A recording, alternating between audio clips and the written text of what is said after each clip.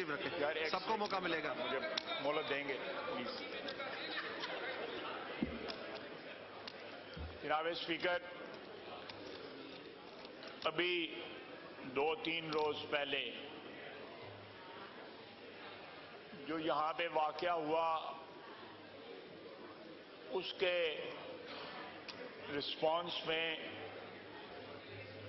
बिलावल भुट्टो जरदारी साहब ने एक तजवीज़ पेश की और उस तजवीज़ के नतीजे में एक कमेटी वजूद में आई और एक अच्छी स्पिरिट में, एक अच्छे माहौल में इस ऐवान में तकारीर हुई।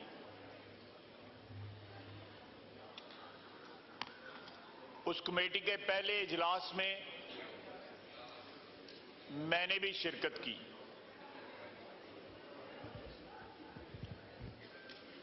वहां पे जो मैंने माहौल देखा, उस पे मैंने कमेटी में भी एहतजाज किया और मैं वहां से उठ खड़ा हुआ और मैंने वॉकआउट किया। लेकिन वहां पे चंद बुजुर्ग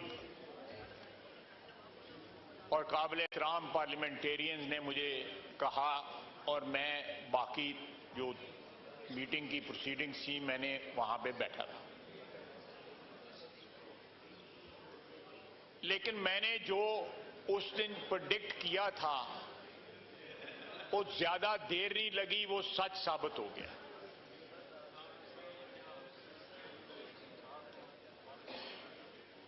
ये जो आज ट्वीट आया है,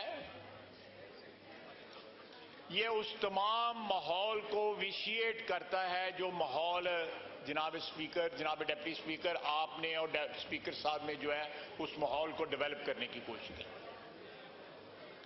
और उसमें सबने हिस्सा डाला। सरकारी पार्टी ने भी हिस्सा डाला, लेकिन उस तरह का रिस्पांस जो है नहीं मिला और पीटीआई के रैंक एंड फाइल की जो डेस्परेशन है वो इंतहा को पहुंच गई और ये ट्वीट जो आज आया है ये उसका सबसे बड़ा सबूत है।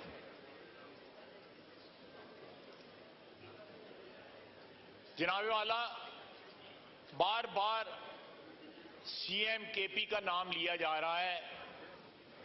मैं फिर अपने इस साइड के कुलीस के साथ मैं फिर इनको रिक्वेस्ट करूंगा कि वो वहां जबरदस्ती नहीं गए हुए थे, वो 7-8 घंटे अपनी मर्जी से रहे हैं और मर्जी से उठ के आए हैं। बानी पीटीआई उनको अपने हाथ में रखना चाहते हैं क्योंकि उनको पता है कि उनके राब्ते हैं। बवक्ते जरूरत वो उन राब्तों को इस्तेमाल करना चाहते हैं, लेकिन साथ इस जो मैसेज उन्होंने ट्वीट के जरिए दिया है, ट्विटर पे दिया है, उसको भी जो है वो कायम रखना चाहते हैं। जनाब डिप्टी स्पीकर, ये एक दोगली पॉलिसी है, वो जो क्रेडिबिलिटी पहले तो उनकी कथित तौर पे नहीं है। अगर पिछले 2-3 रोज में कोई क्रेडिबिलिटी यहां पे बिल्टअप हुई है, एक माहौल पैदा हुआ है, वो सारे के सारे उस माहौल की इमारत जो है वो मिसमार होकर जमीन पे गिर पड़ी है।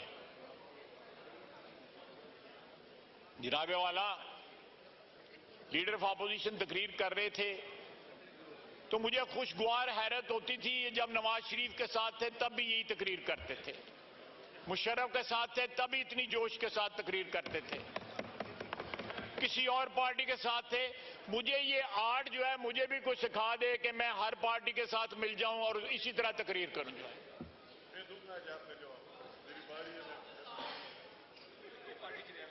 जनाब वाला, ये कमेटी जो है, मैं दुख के साथ कह रहा हूं, इसका कोई जवाब अब बाकी नहीं रहता। जो अब माहौल जो है इस हाउस में क्रिएट हो गया हुआ है और उसका जिम्मेवार जो है वो वाहिद शख्स है, वो बानी पीटीआई और ऑब्वियसली उसके फॉलोअर्स भी। जनाबे वाला, जो याया खान का रेफरेंस देने वाला, याया खान को आर्मी चीफ किसने बनाया था? अयूब खान ने बनाया था। उस जुर्म में वो भी शरीक थे कि एक ऐसे शख्स को आर्मी चीफ बनाया गया जिसने मुल्क तोड़ दिया। अगर उसकी मिसाल दी जाती है तो फिर उसकी मिसाल जो है वो जो है सादिक आती है। अयूब खान फील्ड मार्शल तो मैं नहीं कहूंगा, फील्ड मार्शल तो खुद बने थे, कमांडर इन चीफ जो थे उस वक्त आर्मी के, उनपे भी सादिक आती है।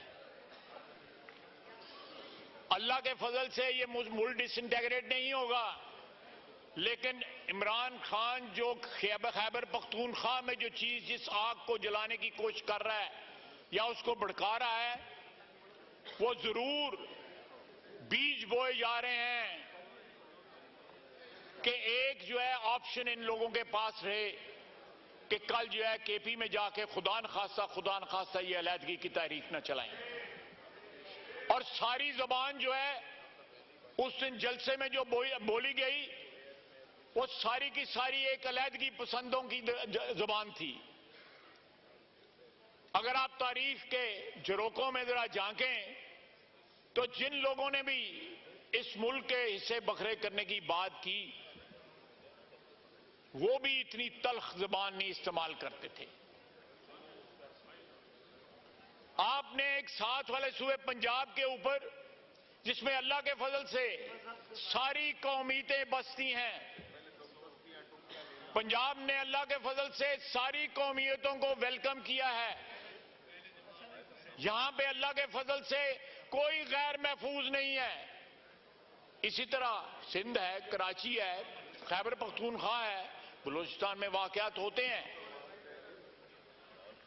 लेकिन आप कोई सूबा जो है ये नहीं कहता कि हम लश्कर लेके जो है आप पे अब हमलावर होंगे। आपने जो मीडिया वाली बात जो थी उसमें अपोलोजाइज कर लिया, क्योंकि मीडिया की आपको जरूरत है। ये जो साहिबान, ख्वातीन और हज़रात जो बैठे हुए प्रेस गैलरी, इनकी आपको जरूरत है कि आपका नैरेटिव चाहे जितना भी ज्यादा एंटी पाकिस्तान हो, उसको किसी ना किसी तरह जो है आगे बढ़ावा मिल सके। इसलिए आपने बाकी जो उस दिन चीफ मिनिस्टर केपी ने जो कुछ कहा, किसी बात पे पशेमानी या पछतावा या उसको बैक ट्रैक नहीं किया गया। वो पाकिस्तान की वादत के खिलाफ था। जनाब वाला, ये हमने जब पीटीआई हुक्मरानी कर रही थी तो मौजूदा आर्मी चीफ उस वक्त डीजीआईएसआई रहे, उनको हटाया गया। बिलावल भुट्टो साहब ने सही कहा कि उन्होंने विसल ब्लो की कि जनाबे वाला, आपकी वजीर आजम साहब, आपके घर में आपकी क्या कहते हैं सरपरस्ती में करप्शन हो रही है। करप्शन के सबूत दिए और बाद में वो करप्शन जो है सामने भी आई कि क्या क्या गुल खुलाते रहे। अगर कोई करप्शन के सबूत दे तो उसके ऊपर इल्जाम लगाते हैं। आपने यहां पे, हम राइट ये रिजर्व करते हैं कि उस रात को, जिस रात इन्होंने असेंबली जो है डिसॉल्व की, उसके खिलाफ सुप्रीम कोर्ट का फैसला आया, हम ये राइट रिजर्व करते हैं कि हम उसके ऊपर जो है जुडिशरी को के सामने जाएं, ये मामला वहां पे एजिटेट करें कि उस दिन आइन तोड़ा गया था, आर्टिकल 6 की जो है खिलाफवर्जी हुई थी। इससे बड़ा कोई सबूत नहीं है कि आइन तोड़ा गया और हमारे आइन तोड़ने की जो बुनियाद थी, जो हमारा जो एजिटेट जो हमने किया, सुप्रीम कोर्ट ने उसके ऊपर बहुत सख्त की। ये जो 2 दिन का जो है ट्रूस जो था वो हवा में तहलील हो गया है। इन लोगों की नाआखबत अंगेजी की नजर हो गया है। मैंने जो परसों कहा उस मीटिंग के अंदर दुरुस्त कहा कि वो कमेटी जो है किसी की ग्रीवियंस कमेटी नहीं है, वो इस हाउस की कम से कम इज्जत बहाल करने के लिए, एहतराम बहाल करने के लिए, इसको चलाने के लिए वो कमेटी बनाई गई थी। मेरा वहां पे वॉकआउट जो है वो सच साबित हुआ। आप बताएं, ये जो ट्वीट किया है बानी पीटीआई ने, उसके बाद कोई शक रहता है, लेकिन अभी भी डबल गेम हो रही है। और डबल गेम जो है वो अली अमीन गंडापुर साहब के जरिए हो रही है। मुझे बताएं कि अगर एस्टेब्लिशमेंट के मुतालिक उनके ये ख्यालात हैं, तो पिछले 1.5 साल से हमसे बात नहीं करते, बार बार कहते हैं एस्टेब्लिशमेंट जो है उनसे बात करूंगा। किबला उनका जो है वो पिंडी है, जीएचक्यू है। सियासी किबला तो ये होना चाहिए, ये हाउस होना चाहिए, ये पार्लियामेंट होनी चाहिए, ये कौमी असेंबली होनी चाहिए। अगर ये बातें जो आज उन्होंने ट्वीट में दर्ज की हैं, लिखी हैं, तो जनाब डिप्टी स्पीकर फिर एस्टेब्लिशमेंट से क्यों बात करना चाहते हैं? जनरल आसम मुनीर साहब एस्टेब्लिशमेंट के हेड हैं, उनके पांव गिरना चाहते हैं, फिर साथ ट्वीट भी करते हैं। सर, पाकिस्तान की सियासत में बड़ी बड़ी 2 नंबरी हुई है, इससे बड़ी 2 नंबरी कोई नहीं हुई। बड़ी बड़ी 2 नंबरी हुई है। मैं नहीं कहता कि पाकिस्तान की सियासत पाक साफ थी या पवित्र थी, हम लोगों से बेशुमार गलतियां हुई हैं। काजी फैज ईसा को इन्होंने निशाना बनाया। जनरल फैज साहब जो अंदर पता नहीं वो बानी पीटीआई के मतलब कैसे गाने गा रहे हैं।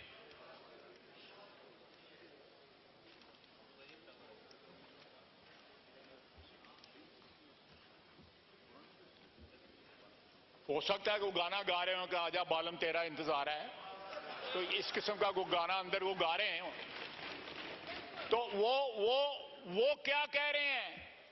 उन्हीं के जरिए जो है धरना दिलवाया गया, उसके बाद फैसला आया एक शख्स को जो है, और उसके बाद अपोलोजाइज किया गया, उनसे माफी मांगी गई। उस वक्त के प्रेसिडेंट ऑफ पाकिस्तान जो है ऑन रिकॉर्ड है, उन्होंने फैज ईसा से माफी मांगी कि उनसे ज्यादती हुई है। ये रेफरेंस फाइल नहीं होना चाहिए था, ये रिकॉर्ड की बातें हैं। ये ज्यादा कोई 100 साल पुरानी बात नहीं है, ये 3 साल पुरानी बात है। जनाब डिप्टी स्पीकर, कुछ इज्जत आबरू होती है सियासतदानों की या सियासी वर्करों की, अगर वो अपनी बात से मुकरते भी हैं तो कुछ देर लगाते हैं। ये तो 24 घंटे नहीं खड़े रहते अपनी बात के ऊपर, हर बात पे यू टर्न। बिल्कुल सही कह रही है मेरी बहन। जनाब स्पीकर, 7 गालियां और 7 मुज़ाकरात सिर्फ उनसे। आप देखिएगा ये ज्यादा दिन नहीं लगेंगे, ये 2-3-4 दिन की बात है, फिर वही गाना गाएंगे जो गा रहे हैं पिछले 1.5 साल से कि एस्टेब्लिशमेंट के साथ मुज़ाकरात करने। अगर मैसेज भेजा था, अव्वल तो मैं इस बात को नहीं मानता, अगर एस्टेब्लिशमेंट ने जलसा मुलतवी करने का मैसेज भेजा था तो ऐनी ताबेदारी, 5 मिनट नहीं लगे, जेलां खुल गई, जलसे मुलतवी हो गए।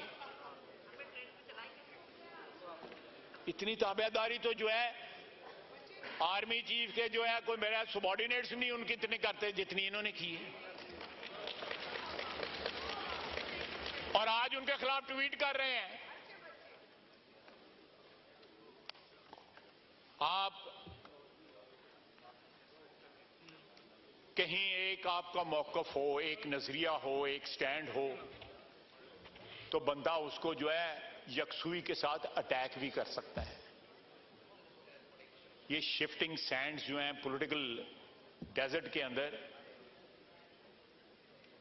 इससे तो ये भी नहीं पता लगता कि आज इन्होंने ये ट्वीट की है तो कल को मिन्नत तरला तो नहीं शुरू कर देना। ये वेरीफाई करवाएं, इन्हीं के फायदे की बात है कि उन्होंने ट्वीट की है या उनके बिहाफ पे किसी ने ट्वीट किया है। मैं फिर कहूंगा कि बानी पीटीआई ने अली अमीन गंडापुर की बातों पे माजरत की है, सिर्फ उनसे माजरत की है, मीडिया वालों से। उनको इस बात का अंदर भी एहसास है कि मीडिया कितना लीथल हो सकता है। जनाब वाला, ये जिस रास्ते पे चल निकले हैं, मेरे नहीं ख्याल कि उसमें कोई वापसी का रास्ता जो है वो बाकी रह गया है।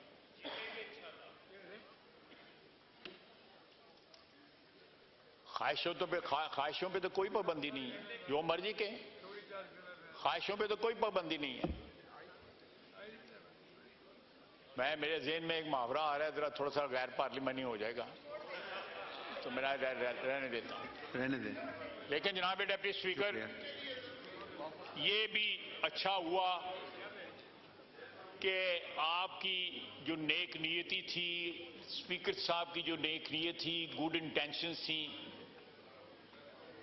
हमारे साथ क्या हुआ इस हाउस में, उस वक्त स्पीकर की चेयर ने किस तरह रिस्पांस दिया, उन्होंने कितने हमारे ग्रीवेंसेस दूर किए, वो इस हाउस की जो दरोदीवार उसकी गवाही देती हैं। लेकिन 48 घंटे नहीं गुजरे, ये इनका असली चेहरा जो है सामने आ गया है। मेरा ख्याल है कि ये वक्त का ज़िया होगा।